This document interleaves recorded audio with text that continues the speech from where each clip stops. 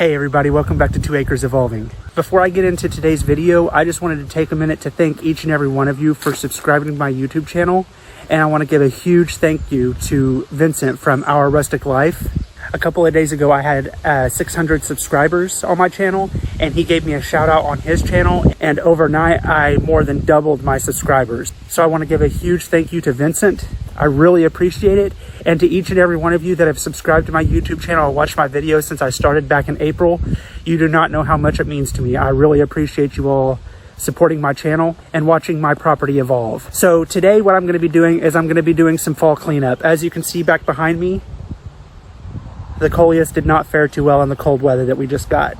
So let me go ahead and turn the camera around and show you what I'm going to be doing. Okay, so in this circle flower bed up here in my front yard, I planted some lime-time coleus, and these are annual plants. These don't do well at all in cold weather, and earlier in the week we got down below freezing, so these are done for the season. So I'm going to be pulling these out, and then on the inside I have more coleus, and then I have three, one right here, one in the back, and then one over here, which is doing the best out of all of them. These are limelight hydrangeas. These obviously will be staying. These hydrangeas get up to 6 to 8 feet tall and wide, so they'll definitely fill in the center of this flower bed, and then I'll just plant annuals around it each year. And then I have this flower bed over here. The Supertunia Vista Snowdrift, these are annuals as well. These are looking okay, but they're not going to last too much longer either. So since I'm out here, I'm just going to go ahead and pull these out and cut back some of the perennials and get this flower bed cleaned up. And then I'll be moving to the backyard to get my pond area cleaned up as well.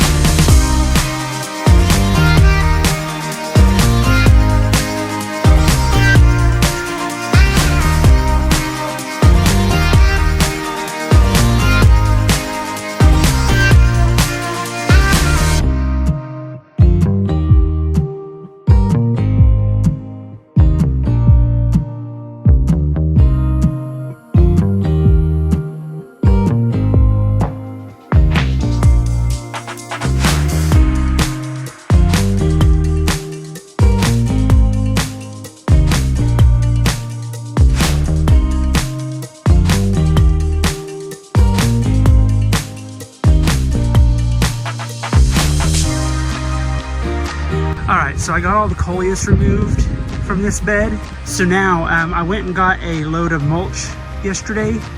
So now I'm going to come through and put a light layer of mulch on the top of this just to make it look a little bit better.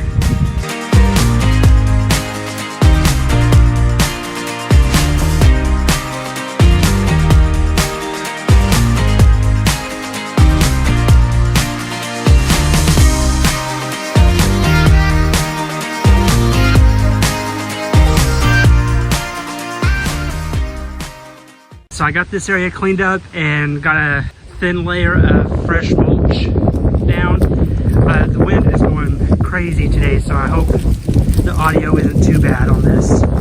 But this area looks a whole lot better. I had that lime-time coleus that I had in here did awesome this year. However, I won't be using it in this area again like I did this year. I planted, I think, 33 coleus plants in this area, and they were in little 4-inch cans, and I knew that they got big, but they just went crazy this year, and they completely filled in this circle and hid the hydrangeas.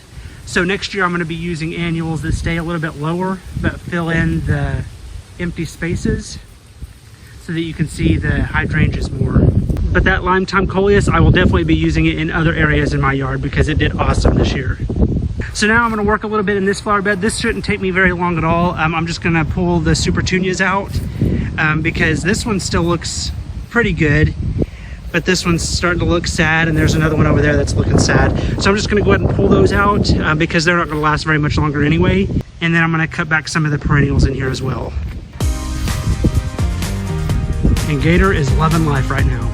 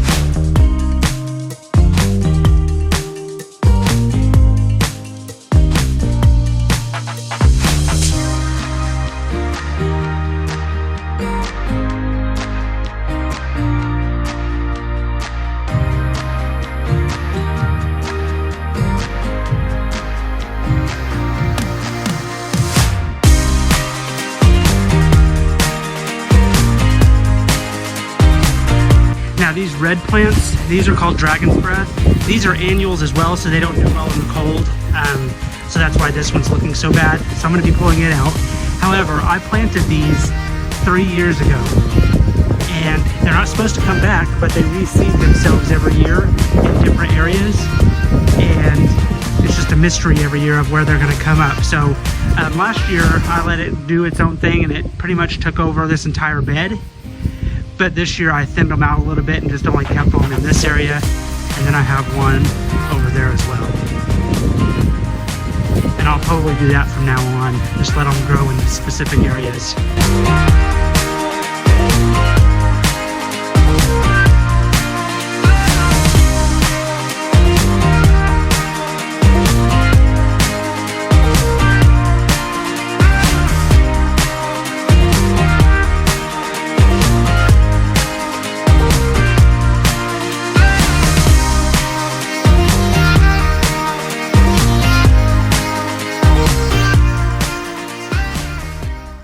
So now I'm going to take a little break from the yard work, and I'm meeting my family for Halloween tonight. My nieces called me last night and wanted me to come over a little bit early today so we could carve pumpkins. So I'll probably show you a little bit of that as well.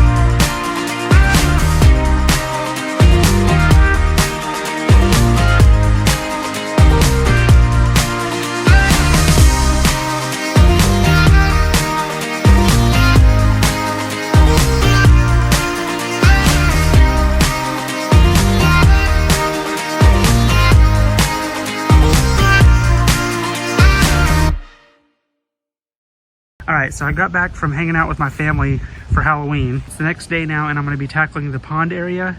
The first thing that I'm going to do is I'm going to take the water wheel out and put it up for winter. We got some freezing temperatures and some ice the other day, and I thought that my zebra grass was not going to make it. It pretty much flattened it. And I have a picture of that. I'll pop that up on the screen so you can see. But once the temperature started warming back up, they perked right back up. I have a few that are laying down that I need to clean up. But for the most part, they're doing really good. So I'm going to leave those for now. And then once they go dormant, I'll cut those back. And then, so I'm going to be pulling out the Super Tunia Vista Snowdrift that I have on this side of the pond and this side over here. These did awesome for me this year. I'll definitely be using these in future projects next year because these got huge.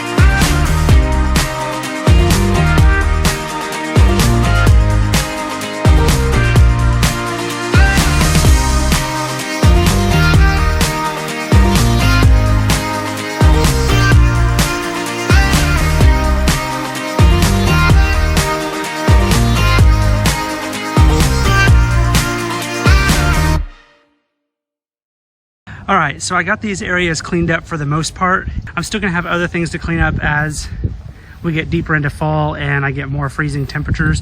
I'll have more perennials that I need to cut back and stuff. And then the lemongrass that's in between the zebra grass plants, that will die back and I'll pull it out completely, and then I'll cut back the zebra grass plants once those go dormant. Now, I don't know if you can tell really on the camera or not, but the mulch that I put down is a different texture than what the old mulch is. The reason for that is because the old mulch that I used was bagged mulch, and I found that it was cheaper to go get mulch in bulk. So I decided to start doing that. So I'm gonna be transitioning the old mulch over to the newer mulch because it's gonna be cheaper for me to do it that way. I like the old mulch.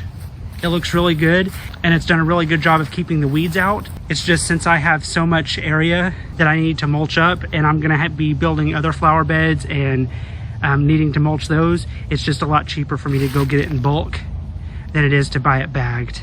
But anyway, thank you all so much for watching this video. And once again, I want to thank each and every one of you for subscribing to my channel and supporting my channel. It really means a lot to me. And I can't wait to show you all what plans I have for my 2 acres. And hopefully the projects that I do inspire some of you all to go out and do projects in your yards. But thank you all so much for watching this video, and we'll see you in the next one.